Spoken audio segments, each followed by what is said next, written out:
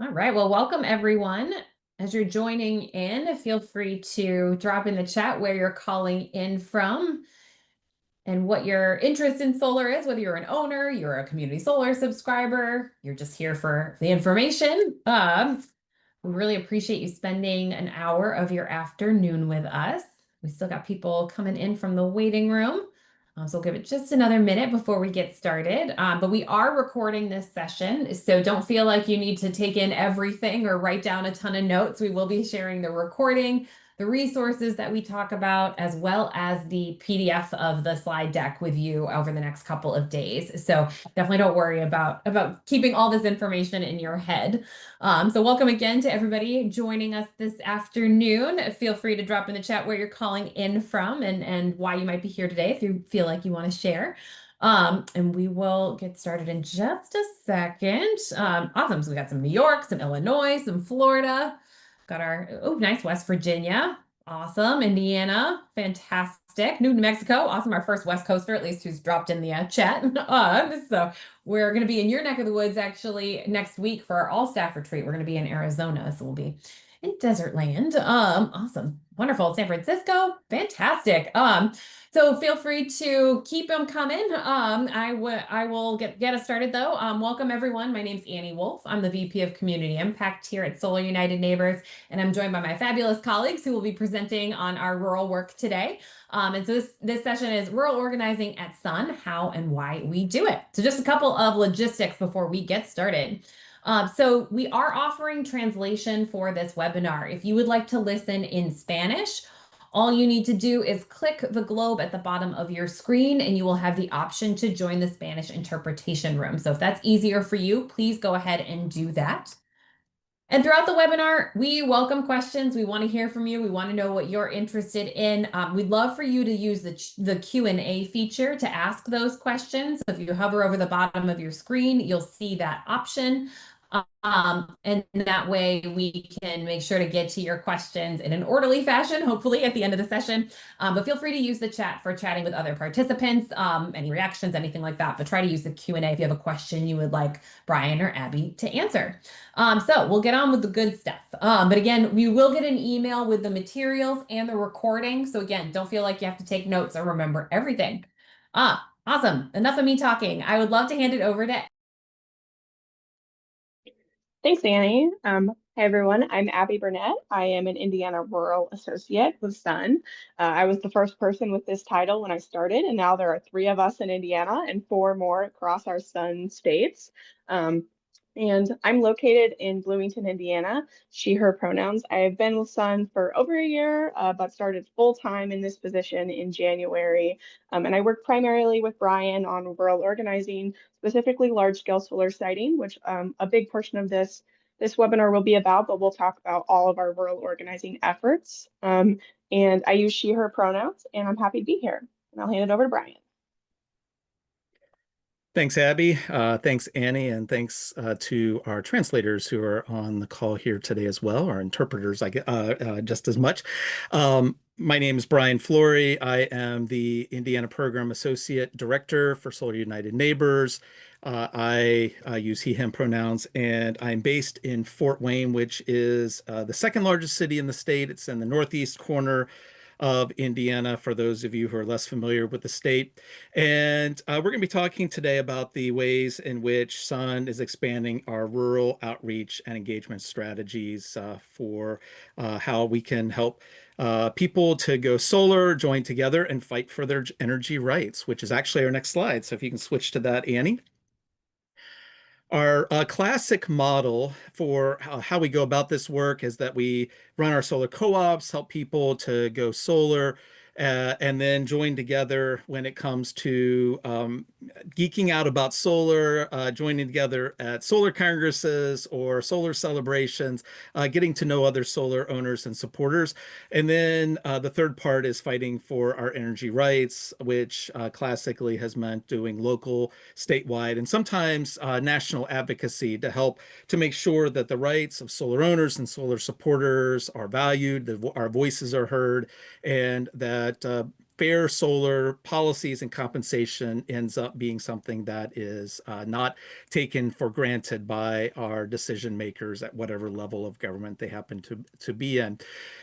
Our rural work interfaces with all three of those, but just in different ways than a lot of our traditional co-op work does. And so that's going to be part of what Abby and I will be sharing with you today. Next slide, please. So we're going to be talking about the ecosystem of our rural work. And there's three primary areas. It's not exactly our theory of change, but it's a way that we are engaging in this work. And the first is one that we've actually been offering for several years. It's our engagement to help farms and rural small businesses to go solar utilizing the Rural Energy for America program grant. You may have been hearing a little bit about that program at times over the last few months. It's currently on pause. We'll be talking about that a little bit more in a moment. There have been some restrictions placed on businesses that want to go solar, especially ground mounts on farmland, and we'll be talking about that a little bit as well. But a lot of what we have been doing with our REAP support has been really focused on the classic model of helping farmers and rural small businesses to go solar. Next slide, please.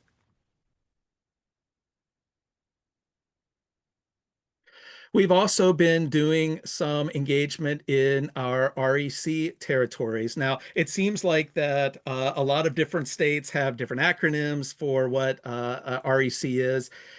Basically, the most commonly used term is Rural Electric Cooperative. In Indiana, it's Rural Electric Membership Corporation, so it's REMC, and we'll get to some of the other acronyms in other states. But in those contexts, we are working with local solar owners or solar supporters to help who are member owners of their rural electric cooperative to be able to take advantage of things like net metering and other solar avenues to be able to get their energy and get fair compensation for that. Similarly to how we do that with the investor-owned utilities. And there's some unique regulatory dynamics that are often in play with RECs, no matter where you are, that can make that challenging depending on the type of REC that you are part of. So next slide, please. And then the third part of how we are engaging is around utility scale solar siting. And I want to be clear that because we are project and vendor neutral, we do not weigh in on specific projects that are coming to communities all over the country. What we do is we help to provide information for local solar owners and supporters to be able to do their own determination around whether a project that's coming to their community is helpful, beneficial, impacting in a positive way the local county or context where you're living in, and then also helping to provide tools and resources to combat misinformation that's often rampant and out there around solar energy. And what we're finding, and part of the reason why we are engaging in this work, is because a lot of the AstroTurf Facebook-driven misinformation that we see at these project levels when it comes to utility scale solar is filtering down and impacting our work at the residential rooftop level. And we're getting more questions at tabling events or in Solar 101s or other ways that we help people to go solar at the localized level about concerns about solar that they've heard as a result of these utility scale solar fights. Next slide, please. So I want to share a little bit because Indiana is, in some ways, I often say this internally at Sun, we're kind of the tip of the spear in a way. We're the canary, not the canary in the coal mine, but we're the leaders when it comes to how we're engaging in this rural work. And so we have crafted a rural organizing vision for Indiana that's based off of these 3 points. And largely, we're seeing the rest of our organization starting to lean into these 3 points as well. So I'm just going to read them for you real quick. You can see them on the screen and also talk a little bit about each one. We're welcoming rural Hoosiers into a clean energy movement with solar at the center. a lot of times what we're finding in the conversations and engagement that we have with Hoosiers in rural communities is that solar is something that is seen all over the place in a variety of different ways, but not fully understood about how it works and how it can be beneficial. Part of what we're doing is trying to inform folks and help people to understand more about how solar works and how it is beneficial for people, whether it's on the rooftops, whether it is on ground mounts with their business, or whether it's in other scales of deployment. We're empowering communities with local data-driven resources. I mentioned a few moments ago about trying to counter misinformation and help this tell the story for folks who are wanting to support solar at the utility scale level, but also in their REC or in business or other capacities. And we're trying to champion a just transition so no one is left behind. And what we find is the case as in some of our LMI and other communities is that in the rural landscape, a lot of rural communities were the last to get electricity in the first place, which is why RECs came into being. We're still continuing to hear rural communities struggling with broadband and internet access, schools in rural communities having the same struggles, and in this instance, solar is much the same. And so we are doing our part to try to help rural communities to take advantage of ways that they can go solar, that they can embrace solar energy in a positive way that will bring benefit to their communities, whether it's at the local level with their homes or their faith communities, or whether it's at a larger scale level, that like a large scale solar project, and their communities see tangible financial benefits. Next slide, please. So I talked a little bit earlier about the Rural Energy for America program, and I'm going to be diving into that a little further. Next slide. So what is REAP? It is a program that helps farmers and rural small business owners access renewable and energy efficient technologies by covering up to 50% of the cost through grant or loan funding. The USDA, the U.S. Department of Agriculture, defines a rural small business as anyone who owns and operates a business in a town or city that is 50,000 people or lower, and obviously in an unincorporated rural area that is, that's allowable for pretty much everybody. And this is a program that has been around for over 20 years. It came into being in one of the farm bills in the early 2000s. This is not a new program. It's a program that actually still is partially supported within the farm bill that you may have heard about at different points of time.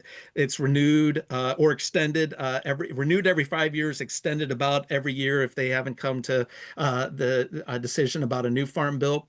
And then so there's that bucket. And then a couple of years ago, with the Inflation Reduction Act, there were more monies that were put into the Rural Energy for America program that made it even more substantially financially beneficial for farmers and for rural small business owners to consider going solar as a means of lowering their energy costs. The picture that you see on the slide is actually from a small berry farm in Minnesota that we supported in our REAP efforts and outreach for Solar United Neighbors to help go solar to lower their energy costs. And part of our philosophy on this, quite frankly, has always been that farmers in particular, but a lot of times small business in rural areas operate on a very thin margin, financial margin, and anything that we can do to help farmers and small business owners in those areas when it comes to REAP to be able to expand that margin just a little bit to help make ends meet and lower costs is something that we're going to try to support. Next slide, please. So what has changed? Well, the Rural Energy for America program, uh, it had a pause that started actually at the beginning of this calendar year, and there are lots of different reasons for that. It started during the end of the Biden administration and then has continued through and is slated to actually reopen tomorrow. So we're all crossing our fingers when it comes to that, that farmers and small business owners who have wanted to try to submit an application are going to be able to do so. So we will keep you updated if that is the case. And what we also know is that from the USDA Secretary's press conference a couple of weeks ago is that the scoring for solar projects within the REAP grant has changed, and the changes are not yet official. And we will keep you updated on those as well. They're filtering down to the state rural development officer level, but we will definitely keep you updated. One thing that we have heard is, especially for farmers, this is maybe less so for small business owners in towns and cities under 50,000 people, is that that if you want to put a ground mount on farmland, you have to limit it to 50 kW or lower. You could, if you have multiple pole barns, greenhouses that can cover the weight, other buildings on a farm property, all of those are just fine if you want to put the panels on the roof of those buildings. However, if you want to do a ground mount, it sounds like that the new process would be 50 kilowatt or less. Next slide, please. So how can we continue to help? We have a number of resources that have been in existence for several years and that we are going to continue to offer, especially in this uncertain and changing landscape. The first of which is our Rural Business Guide, which you see the cover of there on the slide to your right, on the part of the slide, and it will be updated once the USDA finalizes the new scoring guidance there. We also have an email drip program that we call Ready, Set, Solar, Reap. And this helps to give you information about the process and help you to understand on a day-by-day basis for roughly, I think 2 weeks is the main part of the program. And then there's follow-up emails after that, up to 8 weeks later. We also have our solar help desk that you can access no matter which program you're wanting to try to use, whether it's our nonprofit program or one of our classic co-op or switch together programs. And you are able to go in, ask questions, talk with one of our Go Solar staff people, get a roof review, and learn more about going solar that way. Next slide, please.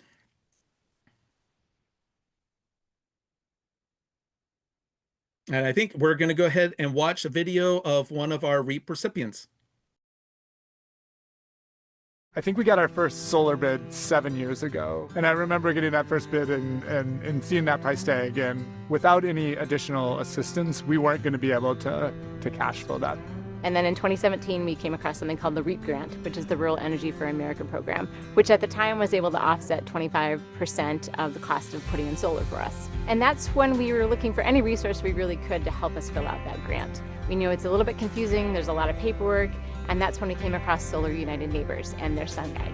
The Sun Guide has a great introduction explaining what the REAP grant is. It's very clear about eligibility guidelines, and then it takes you step by step through all of the blocks of the grant application. The Solar United Neighbors REAP Guide was an invaluable tool in filling out our REAP grant paperwork.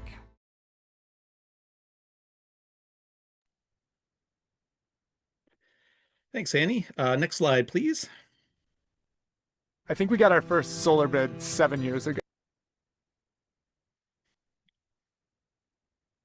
It's giving me a little trouble getting out of the video, so give me a second. No worries. Love when that Thanks. happens. Thanks, Annie. Yeah, no problem. Give me a sec. I think we got our first solar bids. While Annie's working on that, I'll just answer two of the questions I saw in the chat. Alton's question is, what is the reason for 50 kW or less for ground-mounted solar? And Brian, correct me if I'm wrong, but I don't think there was any reason specifically cited for that. I'll try to pull up the announcement where they told people that would be a change. So you can read that for yourself. And then another question was, will previously announced REAP awards be granted? I had heard they were stalled. For the most part, from the outreach we've done, the stalled grants have been received by those folks who applied for those grants. And we worked with those people to push their legislators to make sure that they got those funding that they were promised. But as far as I know, they're there may still be some more. If you do know someone or you are someone whose funding has been stalled, definitely reach out to us and let us know.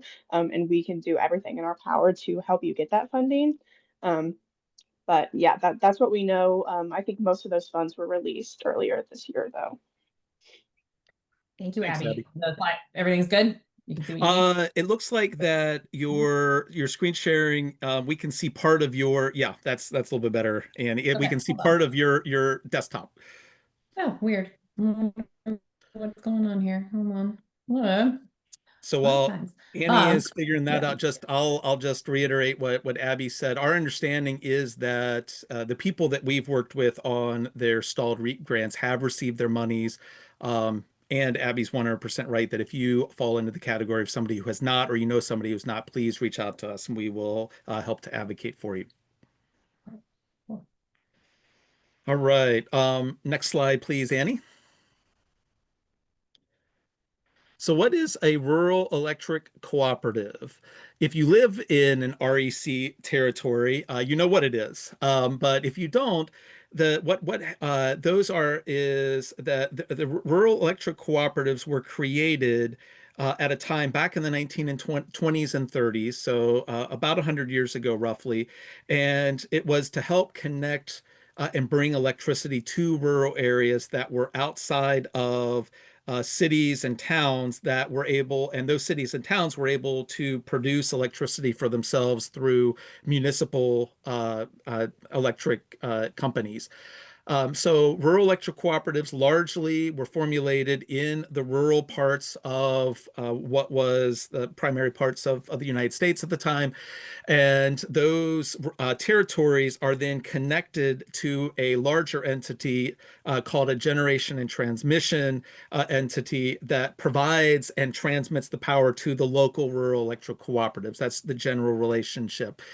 Co-ops are governed by a board of directors, and the board of directors are themselves member owners who are part of the rural electric cooperative. And each member owner within an REC territory gets a vote in an annual election to help to elect those members.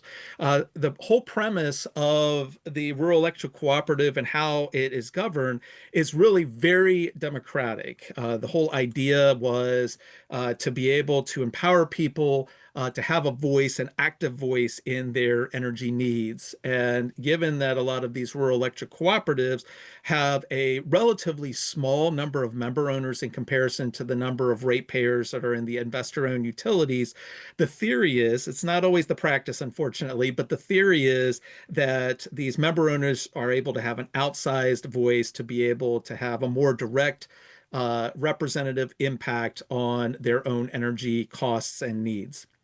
The board members establish policies and procedures. They hire staff in a lot of the REC territories.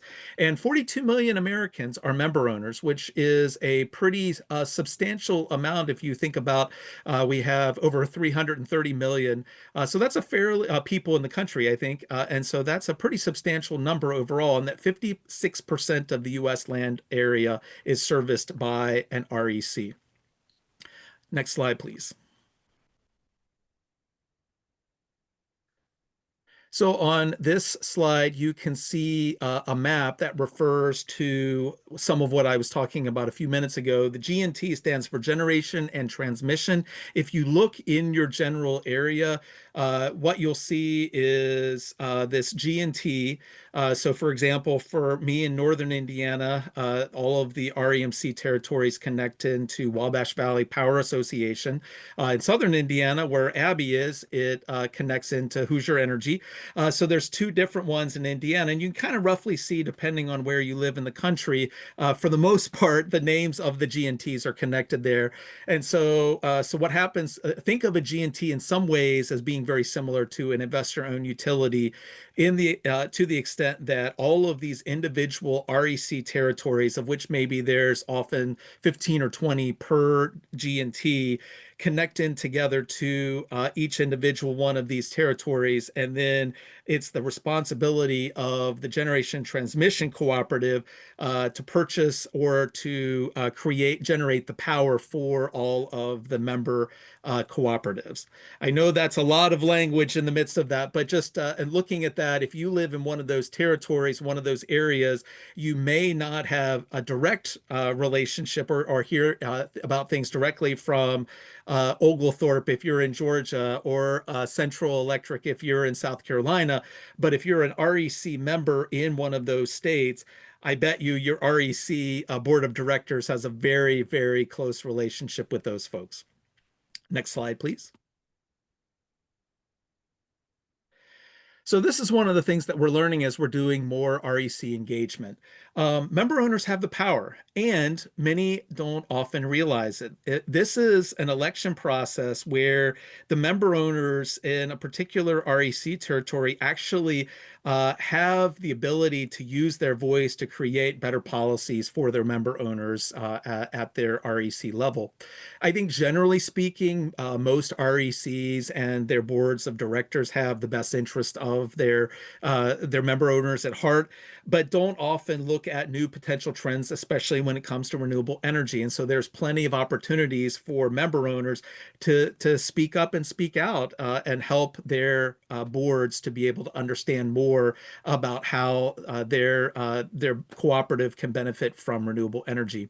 And the second part there is just as important. Boards should respond to member concerns. You know, there are some boards who do an excellent job of that, and then there are other boards who do not, just frankly, and are much more secretive about about how they operate, what their board meetings are like, even just information, basic information on their websites than they should be, and really should be more responsive to their member owners. And so we are trying to find ways to help those member owners to be able to voice their concerns to their boards and allow them to create more transparency around their energy needs. As we note there, too often insiders control RECs, and democracy works when member owners organize and get involved. Next slide, please. I'm not going to go through all of these, but this just gives you a bit of a background of the cooperative principles that undergird each of the RECs in the United States. And I think that it really speaks volumes to the importance of how those REC territories operate and how they were intended to operate from the beginning. Next slide, please. So part of what we're doing really is twofold when it comes to our rural electric cooperative work. We are working with member owners in specific REC territories to push back against unfair solar policies.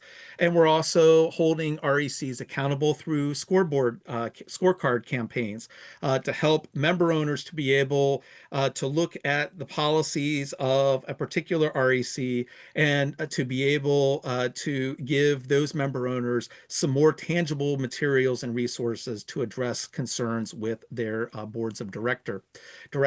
And you can see that reflected on the top right part with our Florida Panhandle scoring map. That kind of gives you the type of scorecard that we're talking about. We currently only have a limited number of RECs that have been scored, but what we're hoping to do as we build out our engagement is to be able to have more transparency as we do this work more and more around scoring the policies of these REC territories. And then the second piece is something that we're doing in Indiana, and that is another part where we are working for transparency, democracy, and energy freedom in these co-op territories by educating member owners, by trying to pull together active and concerned solar supportive or solar owner member owners, and to be able to join together and fight for their energy rights. And that's where the last two parts of our three-part theory of change come into play. Next slide, please. And at this point, I am going to turn it over to my colleague, Abby. Thank you, Brian, as usual, for the wonderful overview of REAP and RECs. So as Brian said, that's kind of two of three parts of our work in rural organizing in rural communities. And particularly in Indiana, a big focus of that work is solar siting. So really quickly, what is solar siting? It's really anywhere solar is located, but here we're typically talking about large scale solar. So utility scale solar arrays that are typically several hundred acres of solar at minimum, and are usually purchase agreements, power purchase agreements with a utility or utility owned and operated. So those are those large solar arrays. And I'm going to talk through those. So next slide, please, Annie. So first of all, we kind of want to start off with talking about large scale solar with why and how sun engages in this type of solar, because it is different than what sun has done historically. We started as an organization focused on rooftop residential solar, and we continue to do that. But as Brian said, there are a number of reasons why we also engage in utility scale solar. The biggest one kind of being that misinformation has negative impacts on all scales of solar, and that includes residential and community scale solar, which are big areas of policy campaigns for Solar United Neighbors. A really salient example of that in Huntington County in Indiana, we had an instance where fortunately this proposal did not pass, it did not become law, but there was a proposal to ban all ground-mounted solar down to 20 kilowatts, which would have affected residents who just wanted their solar to be on their ground mount instead of rooftop. It would have also impacted churches, farms, anything that wanted any place that wanted a solar array larger than 20 kilowatts and wanted it to be on the ground. So that kind of happened because there was a negative community sentiment about large scale solar, and a ban was proposed. And like I said, luckily it didn't go through, but that's just one example of the way we've seen misinformation kind of trickle down into other areas of solar. Another reason is that obviously misinformation and local opposition campaigns halt clean energy build out. So that example I just said is an example where it could have halted clean energy kind of period for ground mounted solar. But we're also talking about these large scale solar projects. We're seeing lots of local opposition groups who are ending these projects from going forward. And unfortunately, that delays the planned retirement of aging and costly coal plants. That's already happening in Indiana. We are already seeing several of our utilities start to back away from when they had promised to retire their coal plants. And unfortunately, that means we're left paying for those coal plants, even though they may not be in the best condition anymore. The how of how we engage in utility scale solar siting. We engage in rural communities by providing unbiased solar information and showcasing the opportunity for local benefits that solar can provide. So we use a number of tactics there. We are really working to build coalitions across party lines, and that can include local faith communities, unions, solar owners, like some of you in the call, farmers, and other folks who believe in the benefits of large-scale solar and are kind of armed from us and from other research that they've done with evidence-based, localized information and strong personal stories about how solar has impacted them. In the next few slides, I'll go over some of those types of solar education and resources that we provide to speak to some of those concerns. And here I'll just say that some of these concerns come from genuine thoughts and concerns from feelings from the community, local community members, that should be taken seriously and addressed. And some other of the concerns that I'll talk about are really just, they come from misinformation campaigns that are particularly prevalent in our rural communities. So next slide, please, Annie, and I'll start to talk about those.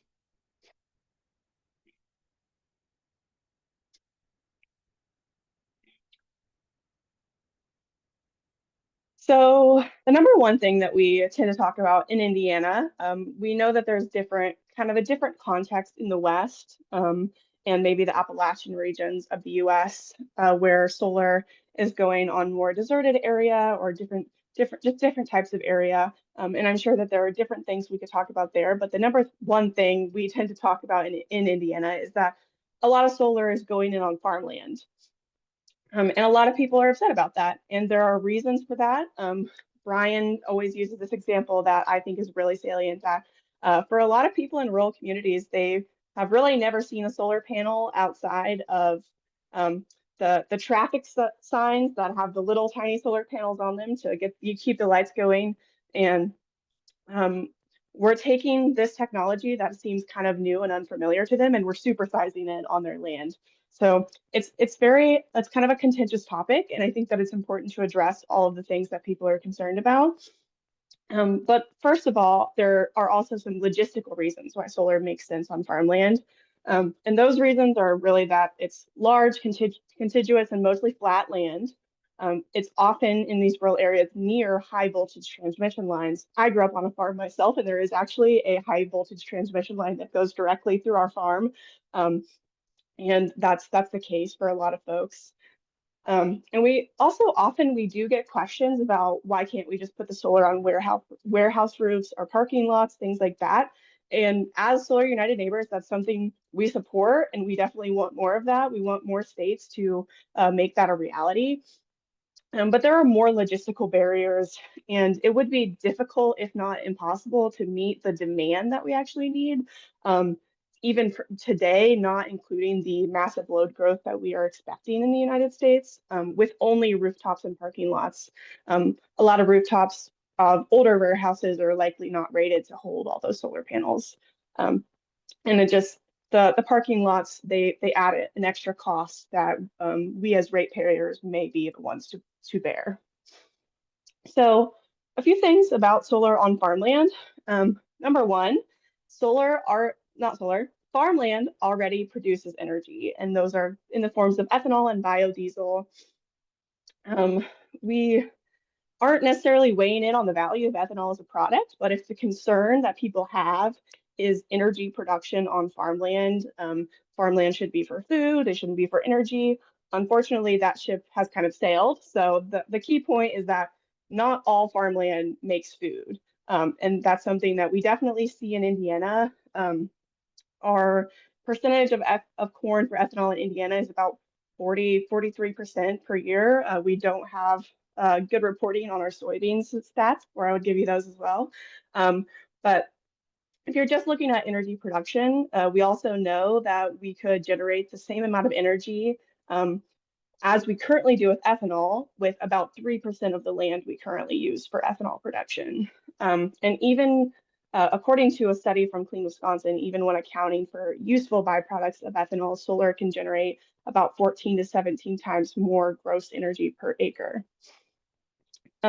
We also know that land conversion is a big issue. A lot of people think that a large amount of acreage of our farmland is going to solar. And generally that just, even though a community may look and see this large solar array going into their community and be concerned, but if you actually look at what's happening, most of the farmland lost in Indiana specifically, but I would wager there is similar research for the US as a whole, is going to residential development. About 70% of the farmland we lost between 2013 and 2021 was farmland that was converted to subdivisions and housing. And about 25% of that was for factories and warehouses. And energy only accounted for 5% of farmland loss in Indiana from that span of about 10 years. And that was energy as a whole, so that includes other types of energy build out beyond solar, like natural gas and biomass and wind. Another point, this is from the American Farm Bureau Association, I believe. They've done a bunch of calculations based on research from American Farmland Trust, from a few other institutions, and they found that only about 0.14% of our farmland has actually been converted to solar. And this data is from last year, so it may be a little outdated, but that's the number that they came up with last year. Excuse me. And finally, on the farmland topic, We know at Solar United Neighbors and many other organizations that solar and agriculture can actually work together and they can actually thrive together. This is something that I'm super passionate about, as Brian knows. And it was a little plus on all of our slides in our kind of buckets of rural works is agri-solar or agrivoltaics. And the reason for that is because it can kind of be part of all of our rural work. RECs, if they want to do local clean energy build out. There are REMCs in Indiana who do sheep grazing under their solar panels. This is definitely happening for some of those larger scale REAP projects. People are growing crops under them or things like that. And large scale solar arrays like the ones I'm talking about now can also incorporate agrivoltaics or agri-solar. And we're seeing that as an industry, these projects are increasingly incorporating agriculture. And the most common way, as I just said, is utilizing sheep grazing as kind of a vegetation management strategy. So that doing that rotational grazing with the sheep is not only kind of less risky for the panels and safer for the workers who would otherwise be operating mowing equipment around the array, potentially being in hazardous or dangerous situations, and like doing things like kicking up rocks that could actually harm the panels. Doing sheep grazing kind of mitigates all of those concerns, but it also gives grazers access to land that they otherwise may not have access to. If we're going to be putting solar on our farmland, this is a really good way for sheep grazers or other types of grazers to have access to land instead of buying farmland. There's also other types of grazing that's kind of being explored, particularly cattle in the south and in the east. And we also know that solar land is compatible with native and naturalized grassland and pollinator habitats.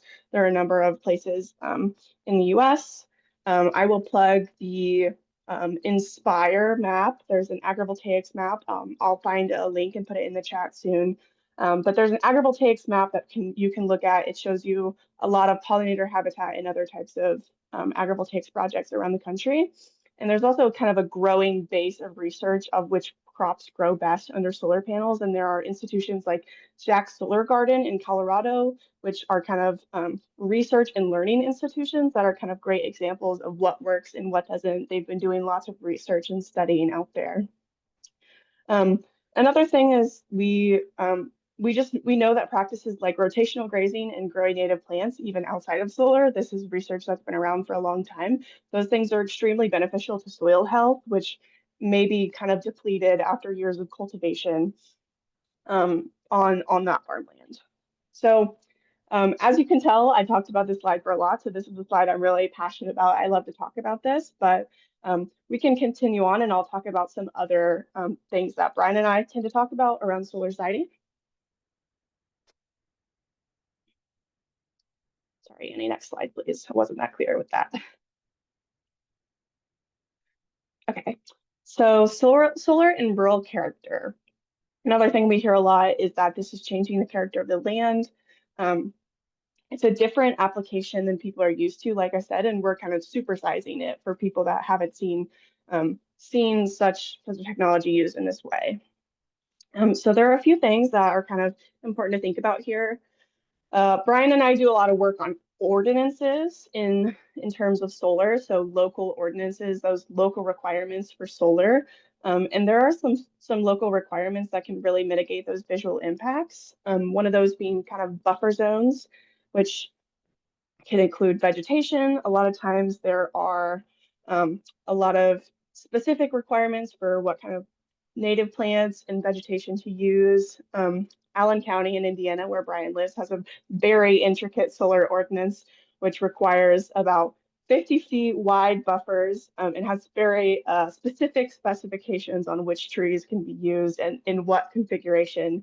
So they have a really strong requirement for visual impacts. We're also seeing more and more people just doing row crop agriculture in the buffer zones, and that works really well. And then fencing. So that's, of course, one that we see a lot. And setbacks are also part of ordinances that can kind of mitigate the visual impacts to neighbors. So that's simply put just the distance between the solar array and your home or another type of residence. And unlike other types of development, solar panels are low in height, which is an advantage for them in terms of visual impact. Most solar panels are not much taller than 10 to 15 feet. And from far away, you really can't see them past those visual buffers. So that is some things that we talked about with rural character. But I also just want to acknowledge that solar can kind of change the landscape of the land that it's sited on, especially if you're used to looking out there and seeing corn. But not that long ago, most of our cropland was forest. So it is an interesting and a good conversation that I think we should have in terms of mitigating impacts to our neighbors, making sure that no one is harmed by the solar array. But it's something to acknowledge that character changes over time, and that's an asset to our communities. Next slide, please, Annie.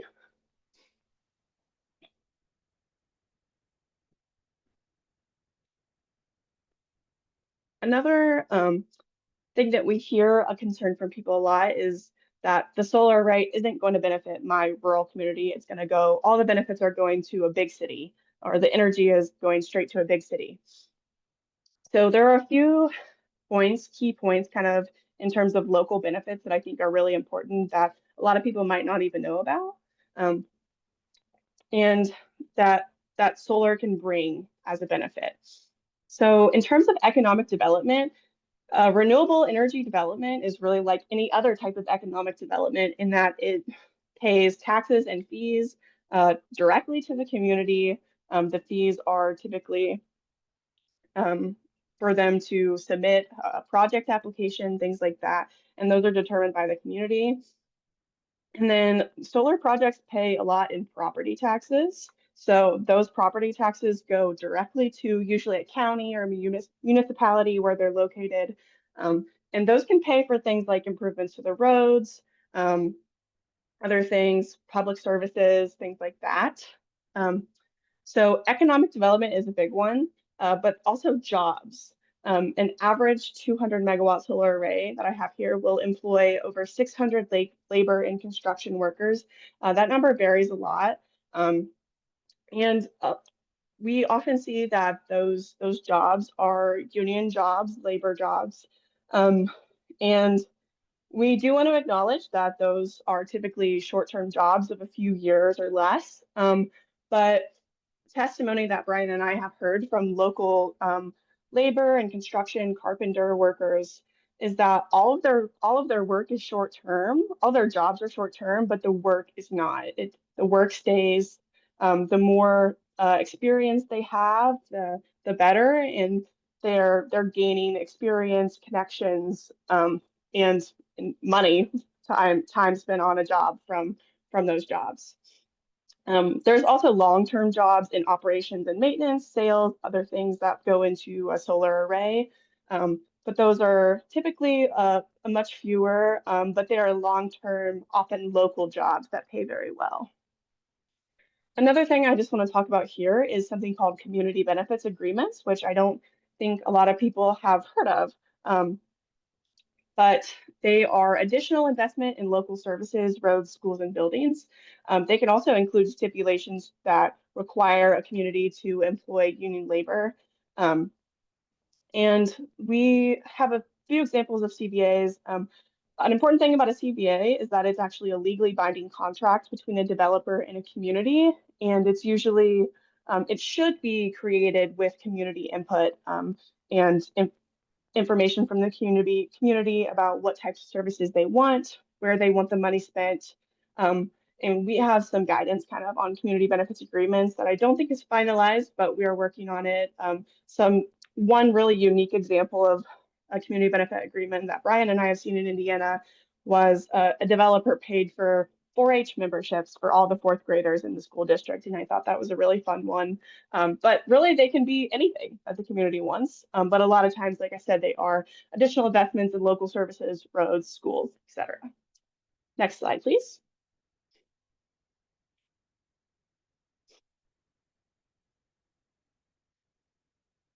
Another thing is that solar is reliable. I'm sure a lot of you in this webinar have had these conversations before.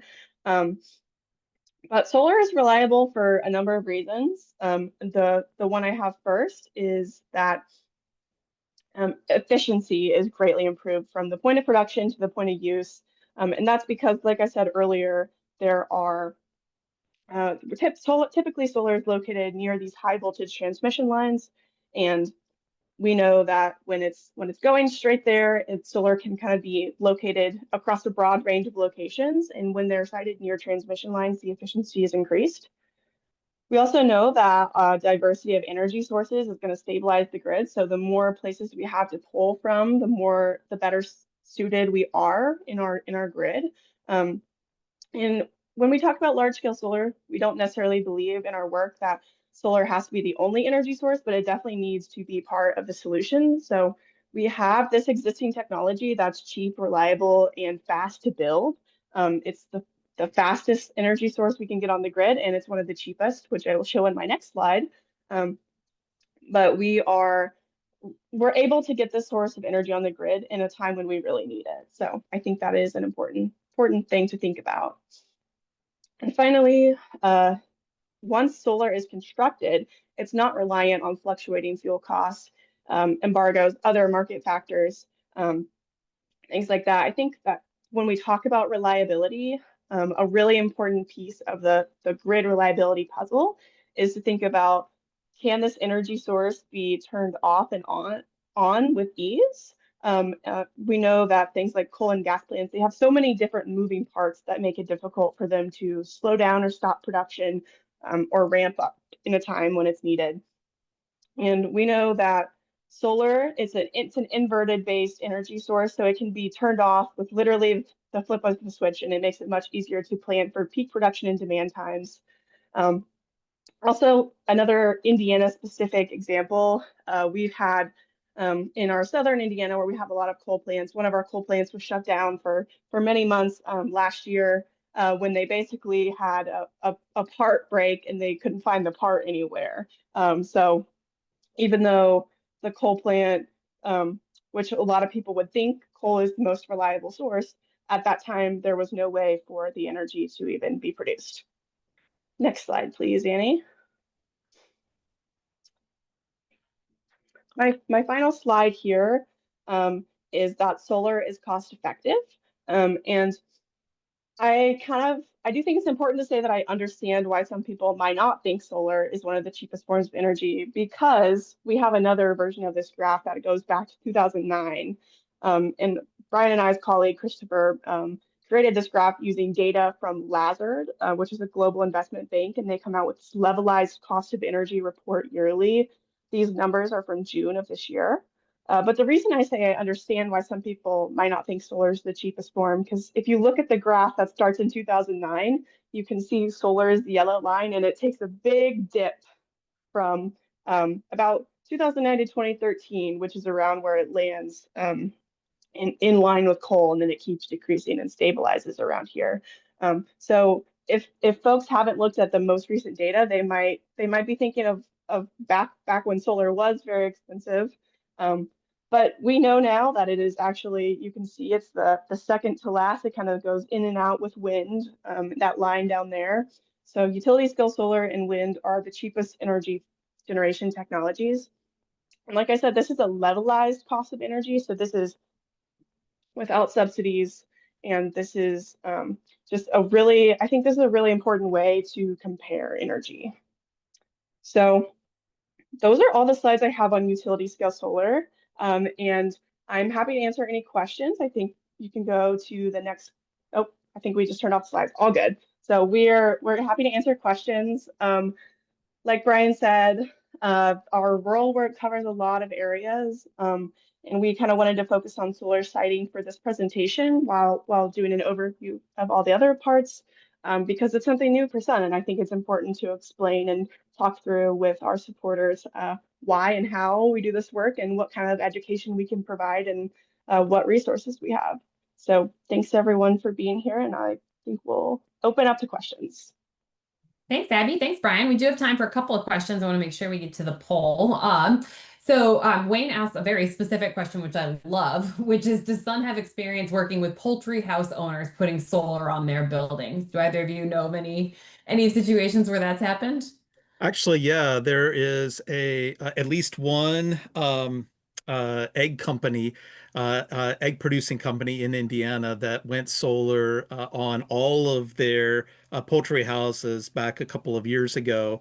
And I think most likely in your state, and I apologize for not knowing exactly where Wayne is located there, but most states have a solar installer who has some experience with helping installations in agricultural contexts. So we can probably help you with that depending on where that is. There's other external partners that we can help you to connect to if we don't have the answer to that. So let's try to connect with Wayne further offline if he's interested about trying to get solar on his poultry house. Awesome. Thanks, Brian. And I just dropped the email address for the help desk in there. If you email that address, you will get to the right person. We will make sure you get there.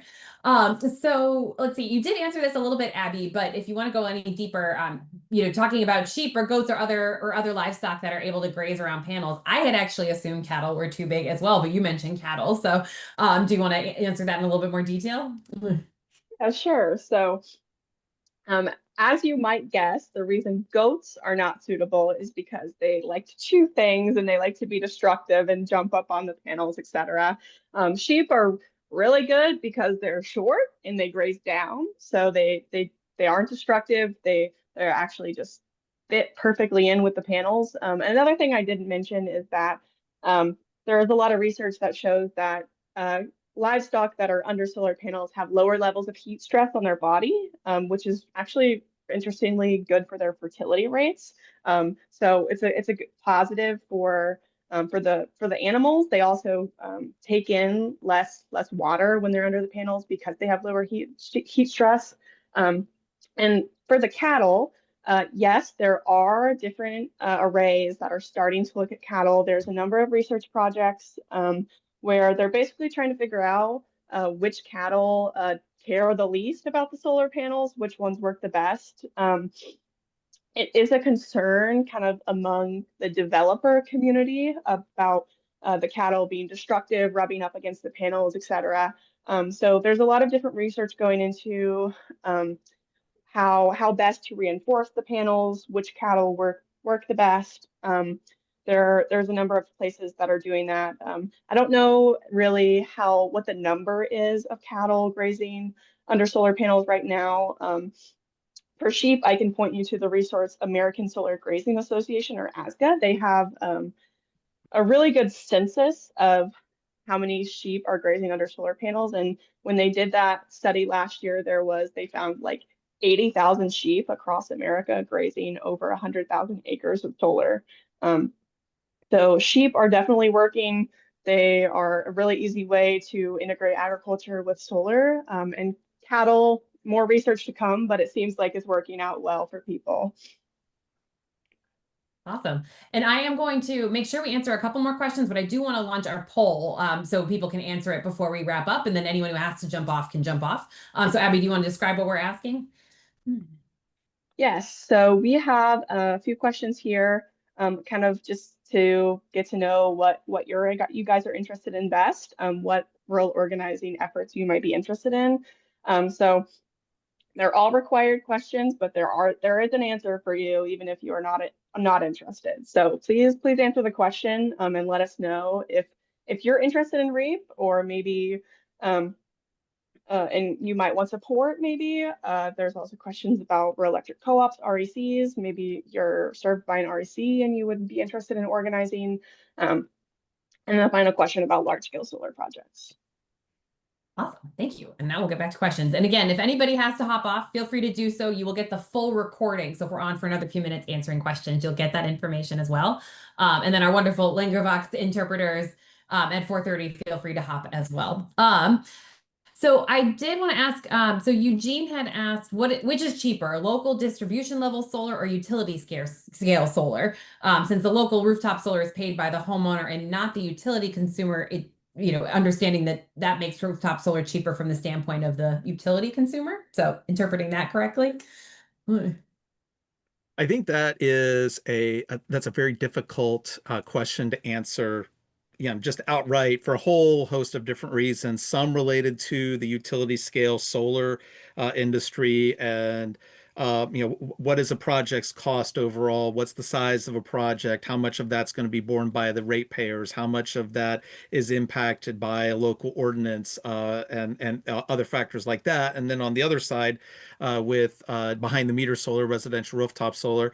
You're 100% right that the local homeowner is often the one who purchases and has the solar installed, and even there's dynamics there when it comes to whether there's true net metering that's offered and how much of that cost is defrayed by other factors, and so it's just it's hard to have an apples to apples type of answer to that, unfortunately. Definitely. And Jim asked if we've been working with the American Farmland Trust. Abby, do you want to speak to that? Yeah, so we have, I wouldn't say we've ever partnered directly with American Farmland Trust, but we have kind of working relationships with some of their staff, some of their smart solar experts. So American Farmland Trust, as some of you may know, they have some smart solar principles about what types of large scale solar they support. And they are doing a lot of work on agrivoltaics, which I love. And we are definitely looking more to including those specialists when we do presentations, anything like that. But we do have kind of a working relationship with American Farmland Trust, and you're totally right that their mission is to keep farmers farming and to conserve farmland. So I think the fact that they are interested in solar from this perspective is a really good thing because it not only ensures we have more agrivoltaics projects starting, but it also is kind of it's kind of proof that agrivoltaics projects do work and that we should be investing in them. Thanks, Abby. And someone linked the chart of the REAP grantees from earlier on in the year. Brian, can you remind us what the status is of previously awarded projects? So previously awarded projects should be, if they have before the beginning of this year, those are folks that should have been contacted by the USDA to answer a couple of simple questions about whether they wanted to modify their application or not. And then they, depending on what they submitted, they should be getting that grant award from the USDA. And I think in most instances, what we've heard is it's usually anywhere from 2 to 3 weeks after they submit. In some instances, in some states, it's almost immediately.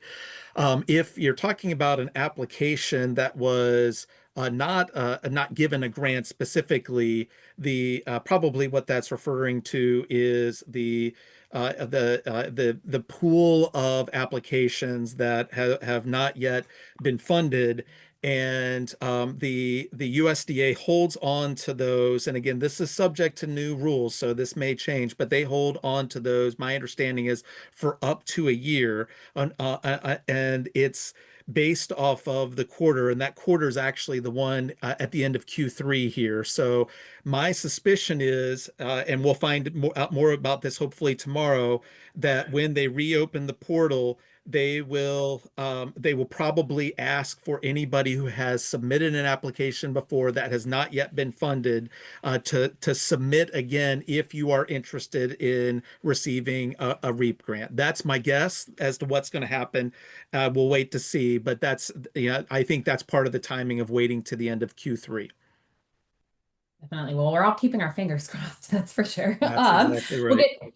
We'll get through a couple more questions before we let everybody go. But again, if you have to hop, please do so. We will send the recording out later. But Don had asked, in the rural electric co-op areas, is there not a reasonable way to sell excess electricity back to the co-op? Again, that's contextual and a fantastic question. It really depends on your local REC territory. We have seen some rural electric cooperative territories. Ben Davis, who's on this call from Indiana here, is part of one that still has true net metering, which means it's a one-to-one similar compensation as the investor-owned utilities. There are others that have a different compensation scheme. Some RECs have a tariff where you have to pay a fixed rate that's on top of for owning solar and sending any excess on top of the fixed rate that you might be connected with as part of being an REC member owner. So my advice on that is that while the REC is legally required by federal law to compensate you in some way, it's going to really help you if you are not yet a solar owner in an REC territory to find out what the solar policies are for you by your REC so that you can determine with a solar installer the best type of array for your property. Awesome, thank you. And I do want to make sure just to go back to live. Oh, you are okay. Let's see. Okay, thank you, Abby. I was going to highlight Maggie's question, so you got that already. Perfect. And then Kent is asking, how can we encourage development of PV on lands that aren't prime farmland or forested areas and instead on industrial and commercial rooftops and disturbed lands? I think I would definitely want to make sure that we clarify what kind of farmland we're talking about here. But certainly we all do support industrial and commercial rooftop solar for sure. But yeah, before. Yeah. Yeah. Abby, I know you addressed this a little bit, so I can start, and if you want to, I'll tag team to you. But obviously, farmland use and land use as a whole is a concern, and so we try to be really mindful of helping communities to be able to understand what is what's an appropriate amount for a particular community. Part of the challenge is that there are multiple definitions of prime farmland. For some groups and organizations, any land that has been used for farming is prime farmland, whereas there are other definitions that kind of go into various categories of prime farmland, subprime, A, B, C, et cetera, et cetera. So even if you look at it, depending on what metric you're using, you might have one place that says this is prime farmland because it's been used for farming, another place that says it's actually subprime farmland because you can't grow this, and this there for any number of reasons, usually having to do with soil content. So it gets really tricky really quickly. I think that one of the challenges that we face is that while we can do everything we can to encourage strip malls and factories and warehouses to install solar on their properties. Oftentimes, for the scale of what we need for these projects, it's just not going to be enough.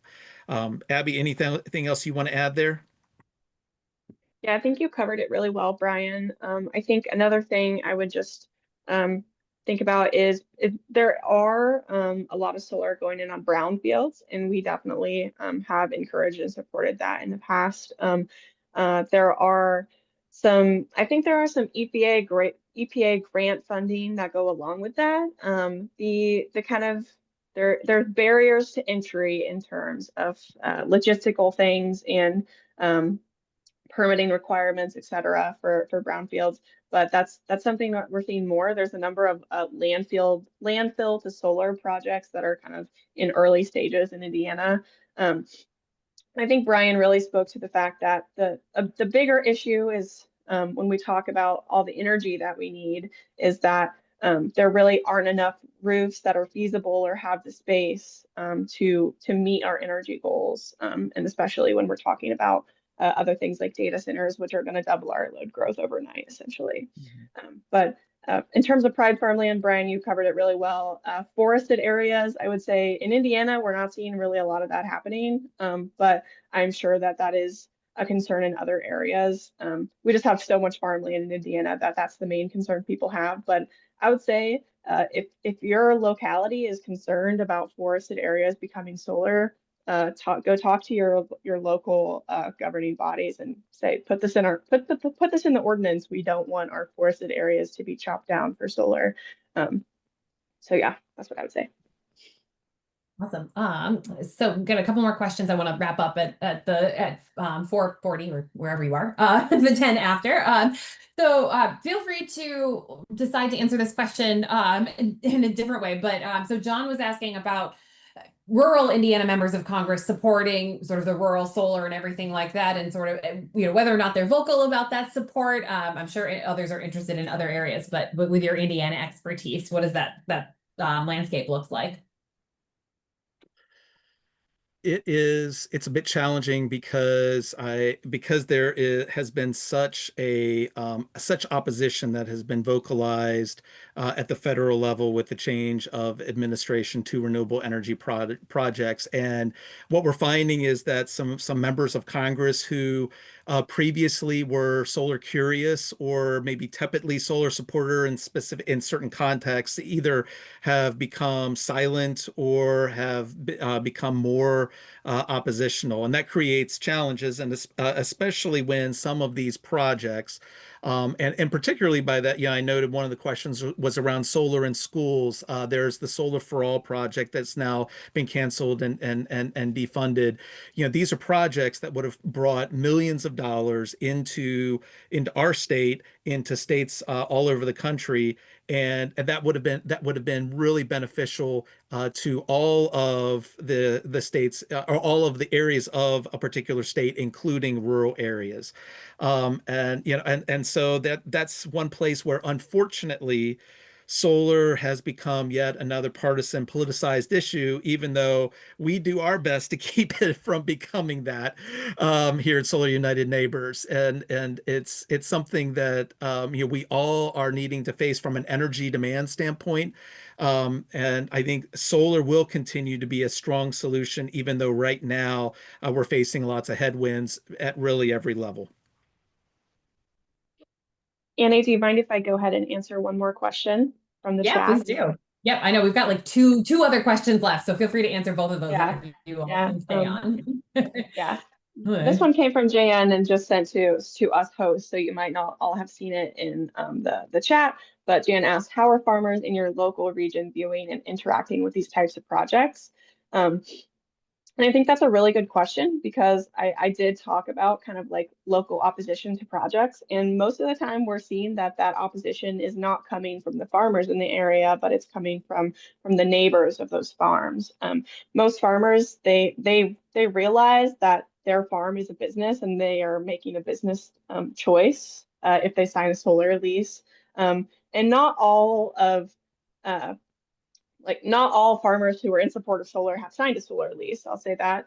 But another thing that I did have in my notes, but I didn't get to on the farmland slide, because I talked about a lot of different stuff, is that farming is, as a lot of you may know, is an industry where a lot of people live on the margins. Not all farmers are even breaking even every year on their land. And some farmers may be thinking that they have to turn to something else at this point. And solar is a type of development that's reversible, and it's a lease. They're not selling their land. So they, in many cases, their other option might be to sell out to other types of development, like subdivisions or Walmarts or other things that will never be farmland again, at least not in our lifetimes. Another thing is that it's a way for them to keep their farm in the family. So a lot of farmers are aging. Their American Farmland Trust has a number of resources on this, as well as other organizations. Farmers are aging. There are not enough young people who are ready or able to start farming. And who knows, in 30 years, those farmers' grandkids who aren't old enough right now to be farming, but they might be interested once that lease ends, and they might be ready to take over the operations. And in the meantime, the solar lease can provide a reliable income and preserve that farmland for that opportunity. And another thing that we always talk about is that farmers love diversity, and they love the chance to diversify their operations. And in terms of kind of the type of ag that we incentivize right now, that's corn and soy subsidies and insurance structures, which incentivize farmers to continue doing that type of row crop, because if something were to happen, they have something to fall back on. But with a reliable stream of income besides corn and soy, they're kind of able to take a chance on other types of farming, like regenerative agriculture, diversifying their operations in other ways. So I think that's a really interesting opportunity that we have with solar leasing and on farmland, is that right now the system we have really incentivizes one type of farming, and I think that it's it's really cool that we have an opportunity to maybe move away from that. Thanks, Abby. And I see Eugene is still on the call, so I want to answer their question because it's the last one that we have. Yeah, I can So speak to how that. is I was kind of REC eyeing up Eugene's Board of question Directors too. supposed to decide? Okay, cool. Yeah, Yeah. So, go for it. yeah, and that's a really good question, Eugene. What we're seeing is that REC boards of directors are answering that question in basically all of the ways that you listed. And so I think a lot of it is dependent on the economics of now, but also the economics of where they see trends and patterns going in the next 5 to 10, 15 years. We are interestingly seeing more RECs starting to look at their own generation practices. And I think that would really speak more to the co-op or community solar types of projects that you see, or generating their own small solar array. We have a couple here in this area that have done that, or doing some kind of creative and innovative things around digital power plants and either leasing or connecting all of the DER collectors as well as some of the small rooftop solar owners into a digital power plant type of arrangement. And so there's any number of ways that that's coming about. And it really depends on the capacity of the local rural electric cooperative, their interest in how much they want to try to stabilize the rates for their member owners. Because like everyone else, a lot of times what happens is the G&T will, they are purchasing power off of the wholesale market, wholesale energy market right now too. And the prices for the wholesale energy market have never been higher because there's more energy demand that's impacting not only the RECs, but also the investor-owned utilities. So I think as more RECs are looking at the overall energy landscape, seeing the uncertainties, seeing what what building out their own generation can offer. Maybe they're supporting one generation at the G&T level, but I think more and more of them are looking at supporting generation within their own REC co-op as well. Awesome. Great place to end. Well, thank you all for your incredible questions. I've loved them. And thank you, Abby and Brian, for an incredible presentation as well. We will be sending out the recording, the slides, as well as the information that Abby and Brian mentioned. There's a bunch of links in there in the next couple of days. But certainly, if you have any questions in the meantime, reach out to us. We're happy to help, and we will get you to the right person. So thank you all for spending your time with us and a little bit of extra time, and have a good rest of your day. Thank you all. Thanks so much.